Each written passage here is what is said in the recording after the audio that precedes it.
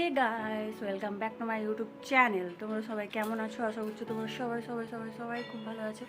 আর আমি একদম বিন্দাস আছি। তো এখন না মানে কটা বাজে বলো তো? এখন 12টা বাজে। আর 12টার সময় আমি আমার ব্লগটা স্টার্ট করছি, কারণ প্রচুর কাজ আছে, প্রচুর কাজ আছে আমার। এই যে বাড়ি দেখছো, গোটা রুম দেখছো, রুম। তো আমি এক্ষুনি রান্না করে এলাম, জাস্ট রান্না কমপ্লিট হলো। আর রান্না করলাম উচ্ছে ভাজা, টক ডাল, চুনো মাছের ঝাল, আবার ডিমের ঝাল, কারণ আমরা চুনো মাছ খাই না, মানে আমি খাই না বেশিরভাগ। চুনো মাছের ঝাল, তারপর আর কি হয়েছে, আর একটা সবজি দিয়ে একটা সবজি তরকারি হয়েছে। তো রান্না কমপ্লিট, আর দোকানেও খাবার পাঠিয়ে দেওয়া হয়েছে। তো আর এই যে মানে আমার বর যেদিন থেকে মেডিসিন খাওয়া স্টার্ট হয়েছে আমার বরের, সেদিন থেকে দেখেছো যেখানে সেখানে ফেলে রেখেছে। তো এখন রুমটাকে আমার পুরো পরিষ্কার করতে হবে। এই যে চারিদিকে পুরো ধুলোতে ভর্তি হয়ে গেছে, চারিদিকে পুরো ধুলোতে ভর্তি। তো চলো বেশি বকবক করবো না, রুমটাকে একটু গুছোই ভালোভাবে, মানুষের মতন করি, মানুষের থাকার যোগ্য করি, ঠিক আছে? তো চলো। তো বন্ধুগণ, আমি তোমাদের সঙ্গে কথা বলতে বলতে এদিকে চলে এসেছি এখন জামা কাপড় গুছোতে। আর তোমাদেরকে তো বলেইছিলাম যে আমাদের এখন এদিকে আছে লক্ষ্মী পুজো। তো লক্ষ্মী পুজো উপলক্ষে আমার দিদি আমার বাড়ি আসবে, তো অনেক কুটুম আসবে বাড়িতে। তো ওই জন্য ভাবলাম যে চলো আজকে একটু রুমের মানে পরিচর্যা করি। একদম বাইরের লোক এলে একদম কী বলবে যে এটা রুম না অন্য কিছু। তো ওই জন্য একদম রুমের পরিষ্কারের কাজে লেগে পড়েছি। আর এখানটায় প্রথমে আমি আমার শাড়িগুলোকে গুছিয়ে নিচ্ছি। আর এখন তোমাদেরকে বলেছিলাম না যে এই কদিন আমি ভিডিও দিতে পারছি না, একটু প্রবলেম হচ্ছে, কারণ এখন মানে কি বলতো, পুজো হচ্ছে। তো তোমরা তো জানোই যে একটা গান শোনা গেলেই কপিরাইটের একটা বড় প্রবলেম থাকে। তো ওই জন্যই আমি এখন যেহেতু বন্ধ আছে, ভাবলাম যে চলো একটুখানি ভয়েসটা দিয়ে দিই, আর ভিডিওটা না ছাড়লেও আমার একটা কেমন একটা লাগে। তো ওই জন্য এসেছি তোমাদের সঙ্গে ভিডিওটা শেয়ার করতে। তো চলো দেখতে থাকো আমি কি করি, ঠিক আছে? পুরোপুরি তোমাদের সঙ্গে সব কিছু সবটাই শেয়ার করব। তো চলো দেখতে থাকো।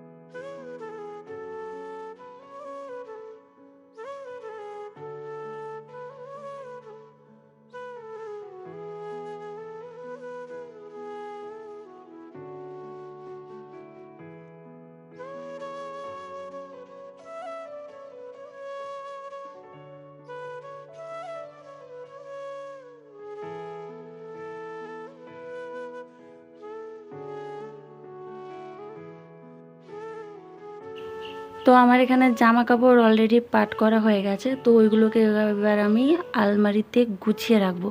তো আমি একটা কথা বুঝতে পারি না, যে আমি সারাদিন যখন চেল্লাই তখন একবারের জন্য আমার কথাটা আটকায় না, কিন্তু যখন আমি ভয়েসটা দিতে আসি বা তোমাদের সঙ্গে কথা বলতে আসি, তখন লালা এরকম করতে থাকি, কেন কিসের জন্য জানি না। তো এখানটায় আমার জামা কাপড় পাট করা হয়ে গেছে। তো এগুলোকে এখন গুছিয়ে রাখছি।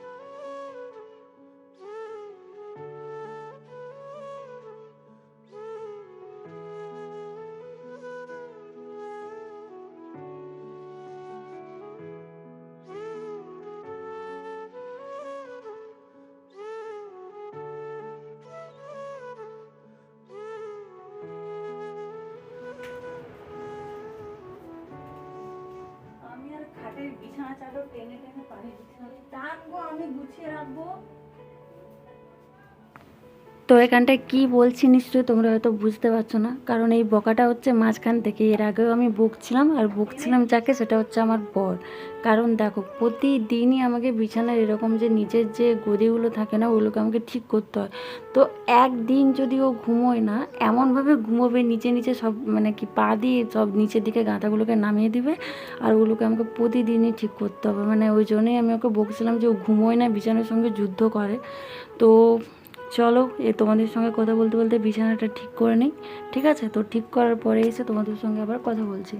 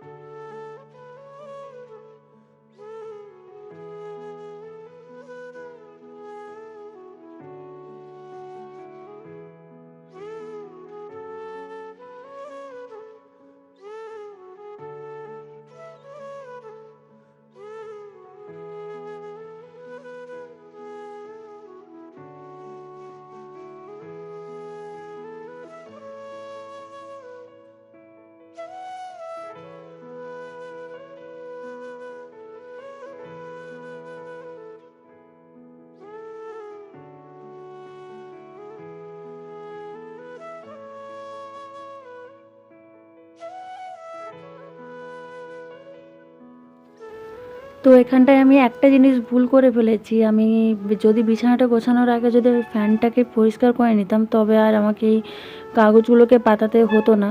তো আর কি করব, তো ভুল যখন হয়ে গেছে তো চলো, ওটাকে তো আর ঠিক করা যায় না। তো যেটা হবে সেটাই। তো এখন আমি ফ্যানটা যেহেতু পরিষ্কার করব, তো ওই জন্য আমি নিচে খবরের কাগজটা পাতিয়ে দিয়েছি। আর এবার উঠবো আমি টঙ্গে। দেখো কি অবস্থায় মুখ চোখে সারাদিন, মানে কেই বলে একদম সারাদিনের কাজ করা, দেখেছো মুখ চোখের অবস্থা আমার। তো স্যার খেটে খেটে অবস্থাটা আমার খারাপ হয়ে গেল খুব। তো দেখো, তো উঠেছি আমি এই ওপরে, কিন্তু আমি ক্যামেরাটাকে ঠিক করতে পারছি না। তো নাও, ঠিক হয়ে গেছে আমার ক্যামেরা। তো চলো এবার ফ্যানটাকে পরিষ্কার করে ফেলি, কারণ খুব ময়লা হয়েছে। তো চলো।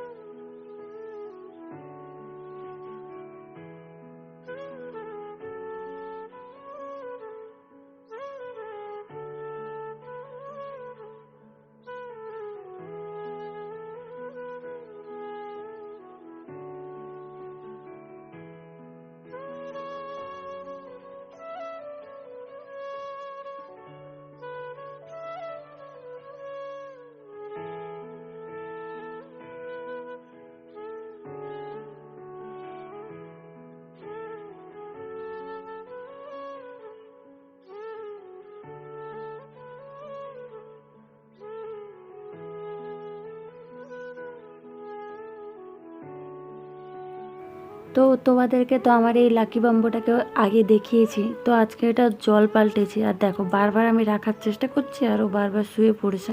তো গাছটা দেখো কতটা বড় হয়ে গেছে, প্রায় অনেকটাই বড় হয়ে গেছে।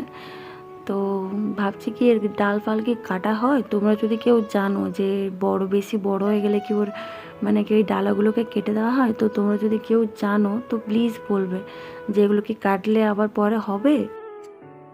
তো ওদিকে লাকি বাম্বুর কথা বলতে বলতে এদিকে চলে এসেছি আমি ঝাড় দিতে। আর ঘরে আমার রুমের অবস্থা দেখো, কোনো মাছ বাজারের থেকে কম লাগছে, একদম সেই লাগছে সেই।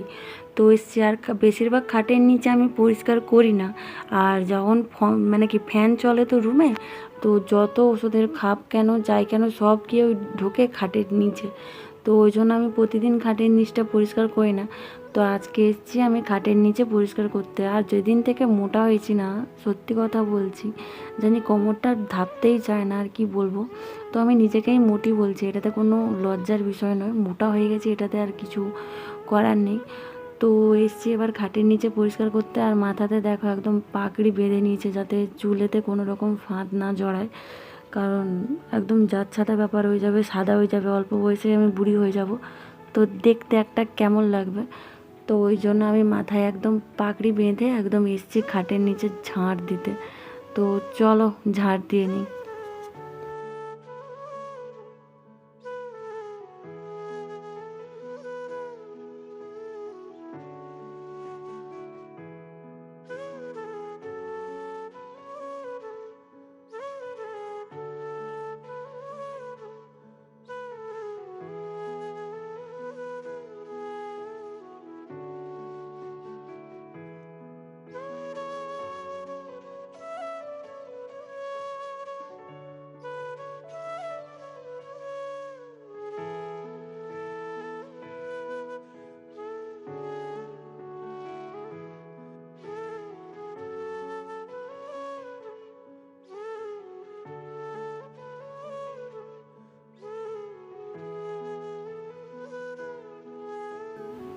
তো এখানে আমি কোনো রকম মাস্ক পরিনি, আর মাস্ক না পরে ঘরটাকে ঝাঁট দিচ্ছে। আর আমার অবস্থা দেখো, এত পরিমাণ নাকের ভিতর সুড়সুড়ি সুড়সুড়ি লাগছে। তো তারপরে দেখো বসে পড়ে আর কি অবস্থা হচ্ছে, তো শুধু হ্যাঁচোর পর হ্যাঁচো।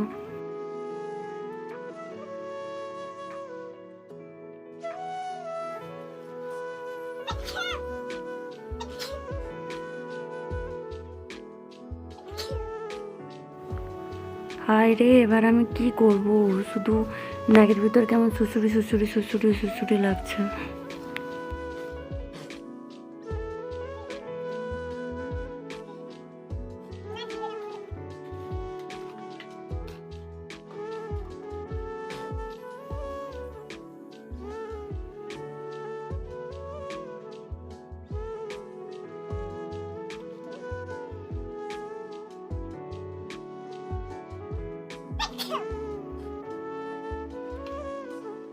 তো এখানটায় আমি এবার এসেছি ঘরটা মুছতে, তাও আবার মুছবো আমি হাতে, কোনো রকম এখানটায় আমি মপ ইউজ করছি না। দেখো তো হাতে করেই আমি মুছছি। আর ওই খাটের নিচে ঢুকেও আমি পুরোটাতেই মুছবো, ঠিক আছে? আমি কোনো রকম কিন্তু